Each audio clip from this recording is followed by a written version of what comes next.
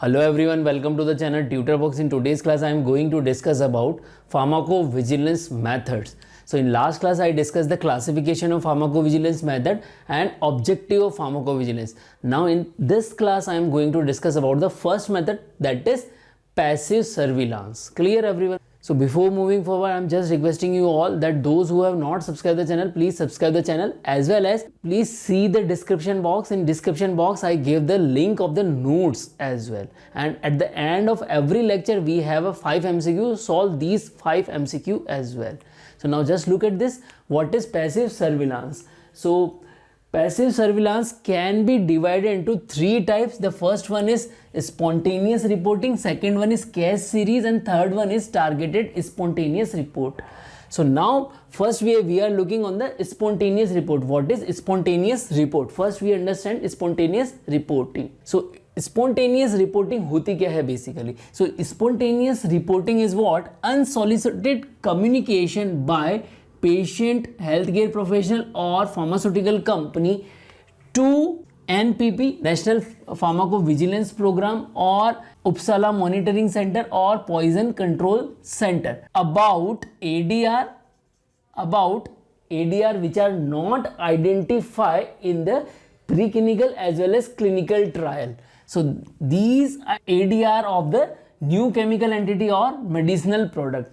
Basically हो क्या रहा है यहाँ पर, जो भी न्यू केमिकल एंटिटी और मेडिसिनल प्रोडक्ट हैं उसका वॉलेंट्रीली अपनी इच्छा के अनुसार ही जिस पर किसी भी हेल्थ केयर प्रोफेशनल, पेशेंट या फार्मास्यूटिकल कंपनी को किसी ने नहीं कहा है, बट वो अपनी इच्छा से ही क्या कर रहे हैं, रिपोर्टिंग कर रहे हैं. सो यहाँ पर अनसॉलिसिटेड कम्युनिकेशन का मतलब क्या है कि जो अपनी इच्छा से ही कर रहे हैं, उनको किसी ने पुश नहीं किया है कि आप रिपोर्टिंग करो एडीआर की.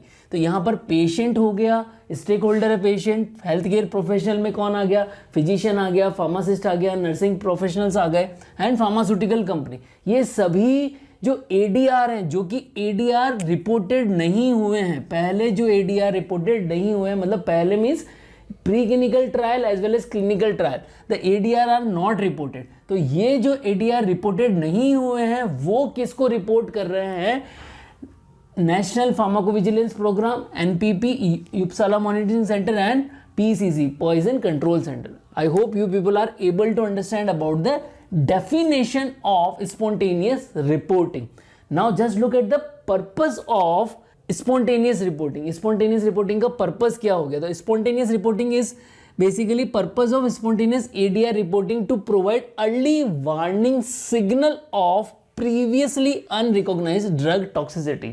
तो यहां पर क्या होगा, जो भी हम पोस्ट मार्केटिंग सर्विलांस कर रहे हैं, जो भी पोस्ट मार्केटिंग सर्विलांस हो रहा है, उसमें क्या हो रहा है, जो भी न्यू केमिकल एंटिटी है या मेडिसिनल प्रोडक्ट है, उसके बारे में जो प्रीक्लिनिकल स्टडी और क्लिनिकल स्टडी के दौरान जो एडीआर रिपोर्ट नहीं हुए हैं, उनका अर्ली वार्निंग सिग्नल देना. मतलब कि ये जो है XYZ जो भी साइड इफेक्ट आया है, तो उसका अगर हम रिपोर्टिंग करेंगे, स्पॉन्टेनियस रिपोर्टिंग करेंगे, तो वो किस कैटेगरी में चला जाएगा?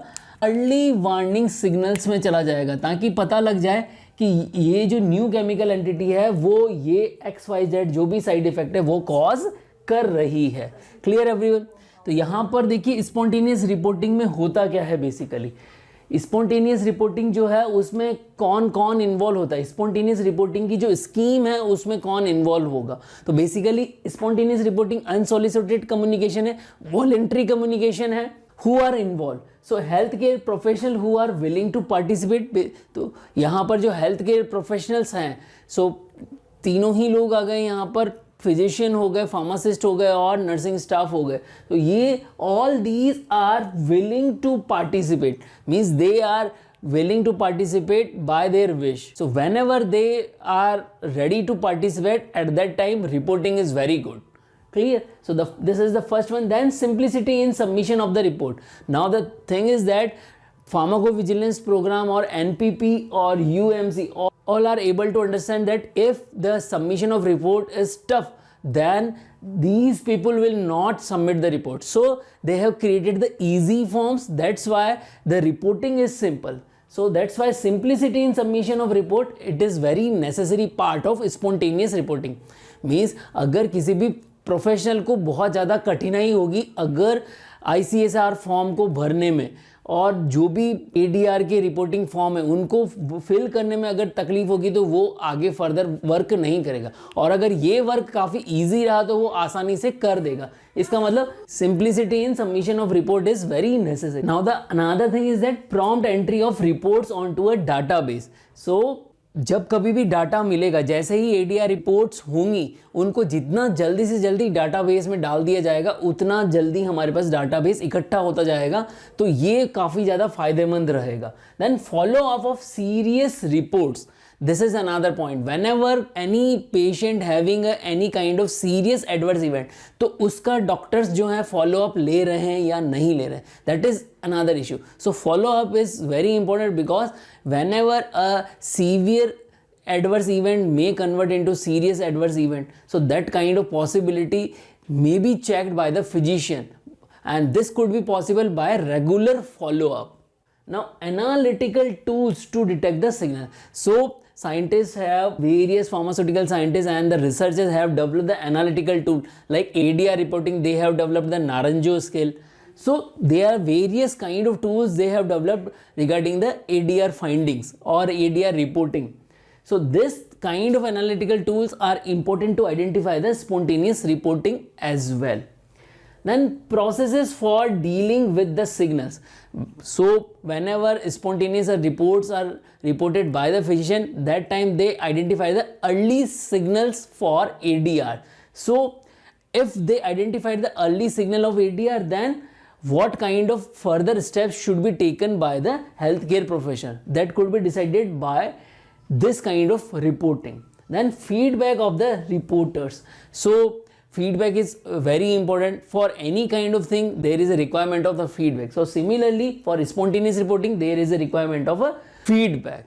Clear everyone? Now just look, we will look the spontaneous report flow diagram, किस तरह से स्पॉन्टेनियस रिपोर्ट में फ्लो होगा इन्फॉर्मेशन का।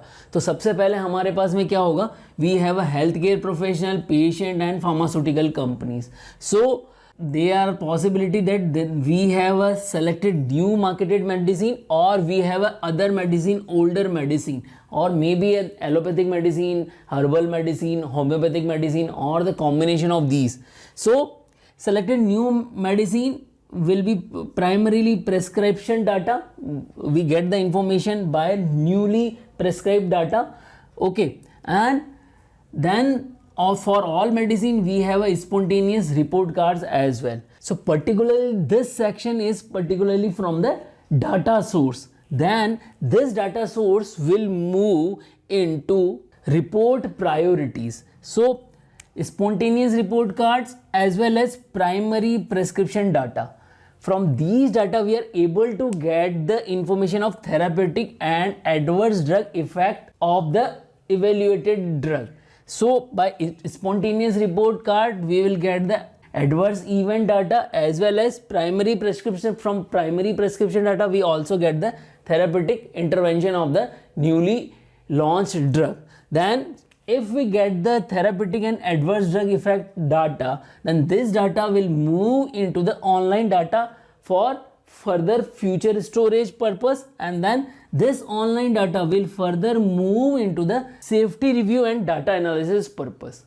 Clear everyone? Then after safety review and data analysis, then there is a medicine ADR committee. This medicine ADR committee will decide what kind of step further taken for these ADRs, and this medicine ADR committee will move this information to the regulatory agency as well as risk management groups.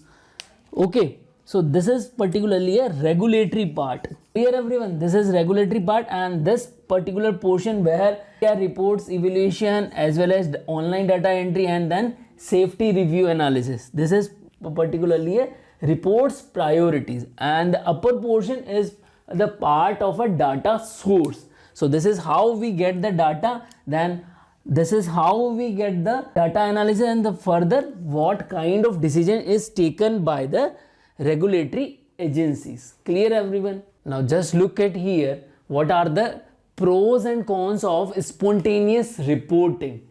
So what are the pros, means what are the advantage of spontaneous reporting? The first advantage is it covers whole population. That is important, because whenever spontaneous reporting is covering whole population, then this is a meaningful.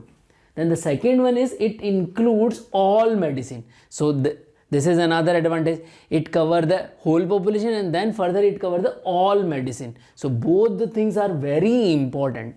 Then continual monitoring throughout the life cycle of medicine. So whenever a drug is launched and till its withdrawal or not withdrawal, for whole life cycle, we are monitoring the ADR by spontaneous reporting method. So continual monitoring is another beneficial part of spontaneous reporting. Then it detects signals of new, rare or a serious ADR. So early signal detecting is one of the advantage of spontaneous reporting, and it detects the new signals as well as rare signals as well as serious ADRs. So these are the advantage. Then most commonly used method, because it is a passive method, there is no requirement of extra efforts and extra energy. That's why it is a most commonly used method in pharmacovigilance. Then it is the easiest method to establish, because most of the stakeholders like patient, physician and nursing staff and pharmaceutical company, they all are voluntary reporting. That's why it is the easiest method to establish. Clear? Then relatively inexpensive, there is no extra fund required to report or to boost the program. So this is relatively inexpensive. And then least labor intensive, so means यहाँ पर जो labor है वो भी कम लगेगी. So these all are the advantages of spontaneous reporting. Now looking on the disadvantage, what are the disadvantage of spontaneous reporting?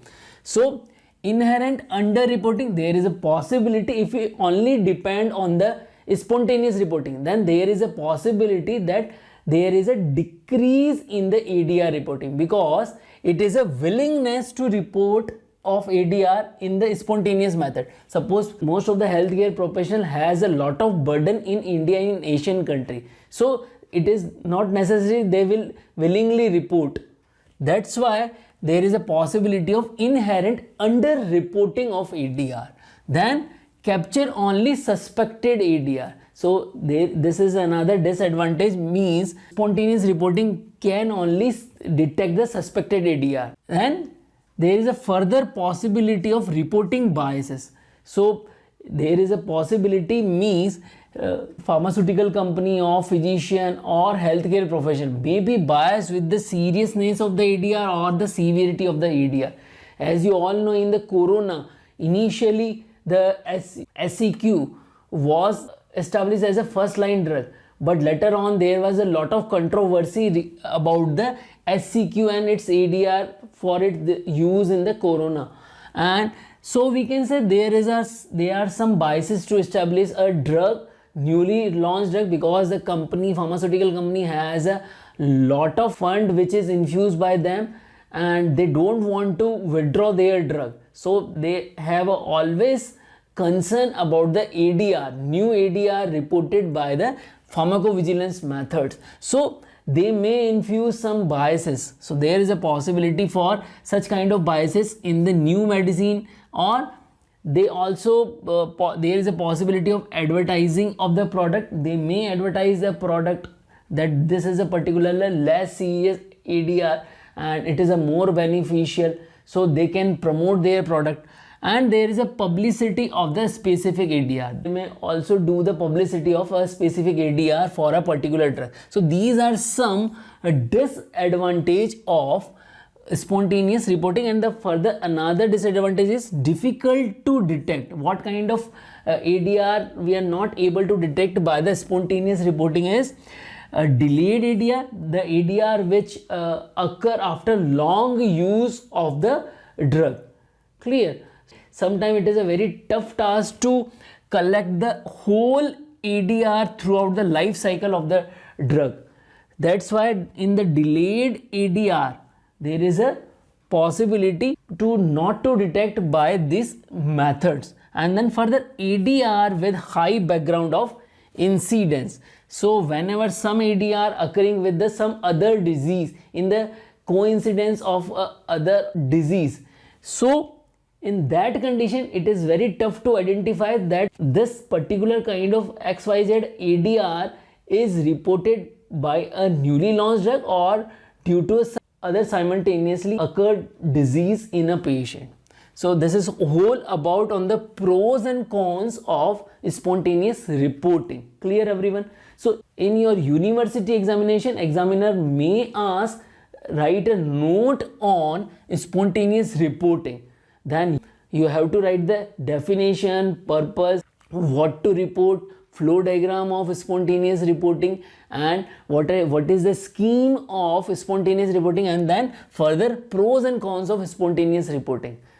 Clear everyone? Now just looking on the second method of passive surveillance, that is case series. Okay, so what is case series? Basically, if they are regularly reporting of a specific ADR one by one, there is a more same kind of cases, then this kind of thing is known as a case series, and it provide evidence of an association between a drug and ADR. Suppose a drug X is causing Stevenson-Johnson syndrome, clear, and it is regularly causing Stevenson-Johnson syndrome in a 10 patient or 100 patient, clear. So there is it establish a association between the drug and the ADR. So it is more useful for hypothesis generation. So basically case series is involved in the generation of the hypothesis rather than it verifying an association between a drug exposure and its outcome. So it is not verifying association between a drug and its ADR, only it establish a hypothesis generation. So ये क्या करेगा, केवल hypothesis ही generate करने में ज़्यादा useful है. ये किसी ड्रग के ADR का उस ड्रग के साथ एसोसिएशन है उसको वेरीफाई कराने में बहुत ज़्यादा मदद नहीं करेगा. Then the third one is ADR. किस तरह के ADR यहाँ पर हमें देखने को मिलेंगे? So we can find ADR like anaphylaxis, Stevenson Johnson syndrome, aplastic anemia. So such kind of ADR require detailed reporting as well as rapid follow-up, because if we are regularly doing a rapid follow-up, then there is a good possibility to get the good data by the case series, and this data will generate a hypothesis generation behind the ADR through a specific drug. So this is all about the case series. Then the further third one is targeted spontaneous report. So basically it is another part of spontaneous reporting, but it is particularly for a targeted population. So what it is basically, it focus on capturing ADR in a well-defined group of patient on a treatment. Suppose a treatment is involved in a African population, or a treatment is involved in a Negro population or in European population. So means some kind of drug only causing ADR in a specific population. That time we are doing what? Targeted spontaneous reports.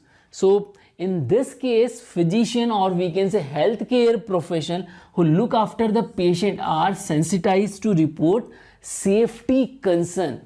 Okay, so the healthcare profession who are associated with the patient, they are sensitized by the authorities to report the safety concern of a specific population. Means suppose X drug is harmful for a European population, or a Y drug is harmful for Asian people, or a Z drug is harmful for a American subcontinent, or some specific kind of a genetic makeup person, the drug is harmful. So this is, we can say, a targeted spontaneous reporting. And then what we are doing in the targeted reporting, so in this targeted reporting, no active measure to look for the particular syndrome. So in this, there is no active measures are required to look after a specific syndrome. Then further, targeted spontaneous report are basically a part of spontaneous reporting. So the same measures are there, as well as the flow of information is also a same. So same flow of information we can found into the in spontaneous report. So the same flow of info as we find in the spontaneous report are also same in the targeted spontaneous report. Clear everyone? So I hope you people are able to understand targeted spontaneous report, case series, as well as spontaneous reporting, all three methods of passive surveillance. Clear? So this is all about on the passive surveillance. Here I discussed some MCQ, as well as the link of the notes is also given in the description box. So check the description box and click on the link to get the notes. And here I discussed some MCQ, so solve these MCQ. And if you think this lecture is useful, then share this lecture to other friends. Jai Bharat, Jai Hind.